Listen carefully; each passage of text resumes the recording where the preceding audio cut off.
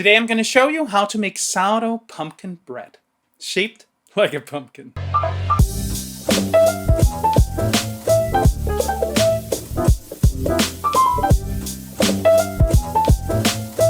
Hi, I'm Sune and I'm a food geek. Today I'm going to show you how to make sourdough pumpkin bread. It has a wonderful orange color when baked and both the smell and the taste of pumpkin. It's baked as a boule, but tied up with string so that it looks like a pumpkin when baked. The tradition of carving jack-o'-lanterns stems from England and Ireland, but they would mostly use different kinds of turnips. But as people from Great Britain immigrated to Northern America, people would keep the tradition of carving, but use the native fruit, the pumpkin. Today, the orange pumpkin is synonymous with fall and Halloween all over the world, even here in my native Denmark. Our world-famous theme park, Tivoli, has a Halloween celebration every year in October, where the garden is dressed up with Halloween paraphernalia and more than 20,000 pumpkins. If you're new to this channel, I bake a lot of sourdough bread and I make delicious food from all over the world.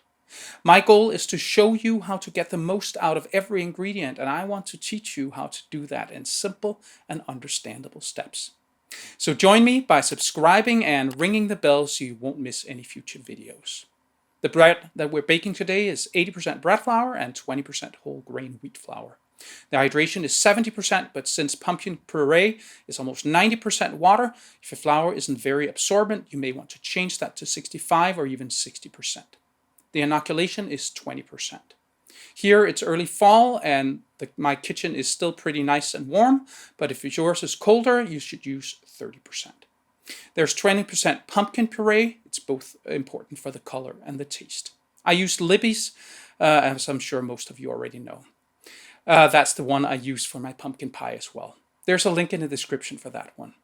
Since it's shaped like a pumpkin, it only makes sense it has pumpkin seeds in it. So I added 20%. Lastly, the salt is 2.2%. If you'd like to support the channel, please consider becoming a Patreon. You can also buy some merch or use the links in the description for tools and ingredients. Thank you. Those were the words. This is the recipe. The written recipe, the ingredients, and the amounts are linked in the description and the card above. First, add 535 grams of bread flour to a bowl. Add 134 grams of whole grain wheat flour and 15 grams of salt. Mix until it's completely combined.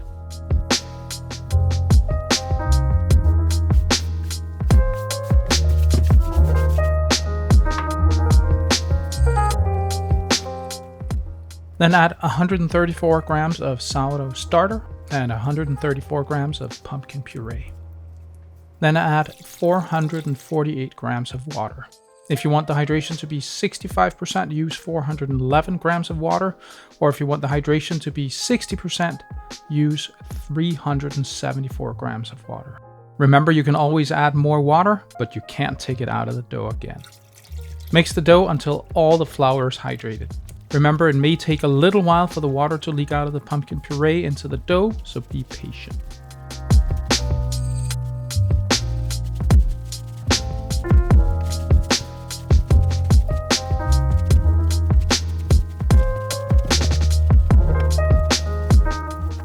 Then let the dough rest for 1 hour. And then we proceed by making a soaker for the seeds. Add 134 grams of pumpkin seeds to a small bowl. Boil a kettle of water and pour it over the seeds until they're covered. Leave them until you need them. Once the hour is up, strain the water from the seeds and add them to the top of the dough. Perform a set of stretch and folds.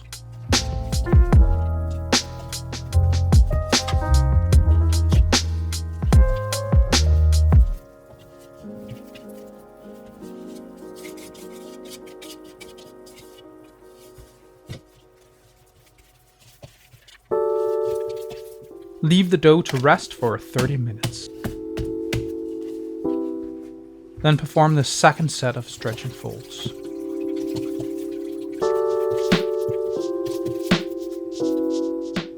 And leave the dough to rest for 30 minutes. Then do the third set of stretch and folds.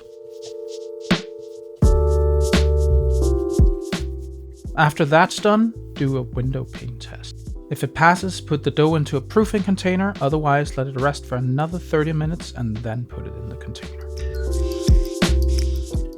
Then let the dough rise by 75% or 3/4 of its original size. The reason we will let it rise to 75% is that we don't need that explosive oven spring. Then when it's done rising, dump the dough out onto your kitchen counter and divide it into 2. Then it's time to pre-shape the dough. You basically make the dough into a taut ball.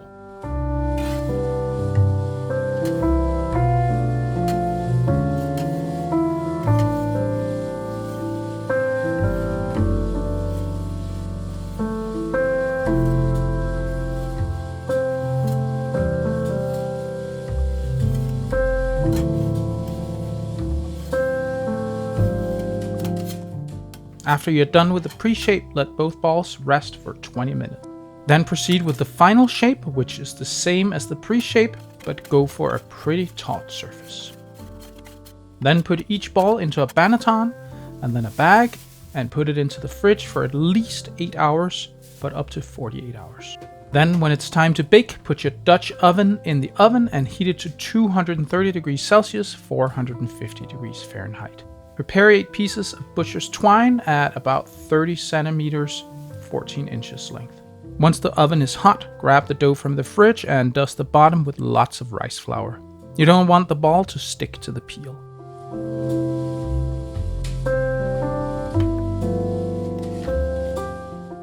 Flip it onto the peel.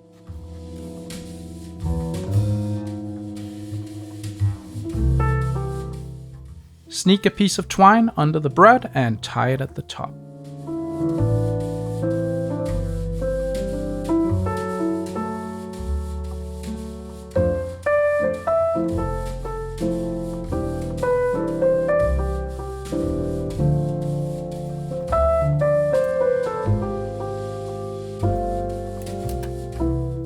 Then add 3 more pieces of twine so that the bread is divided into 8s.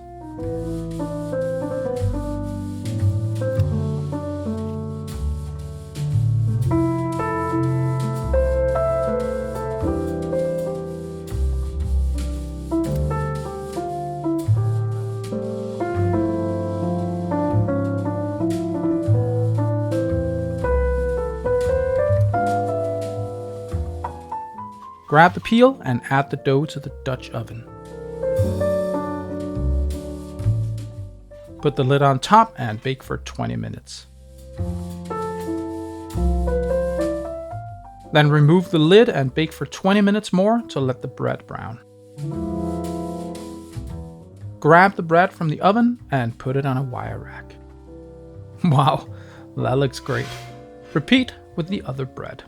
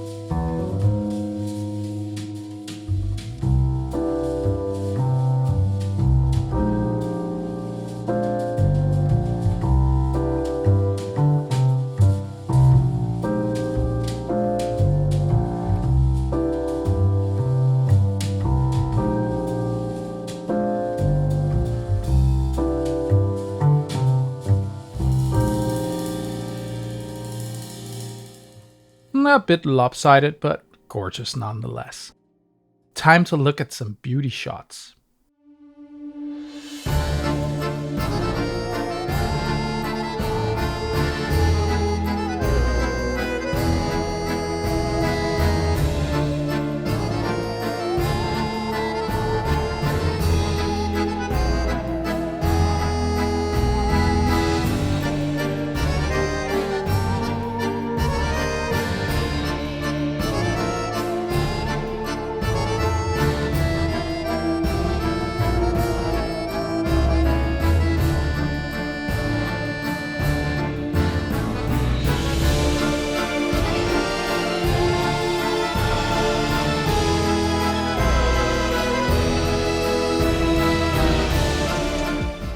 Isn't that just gorgeous?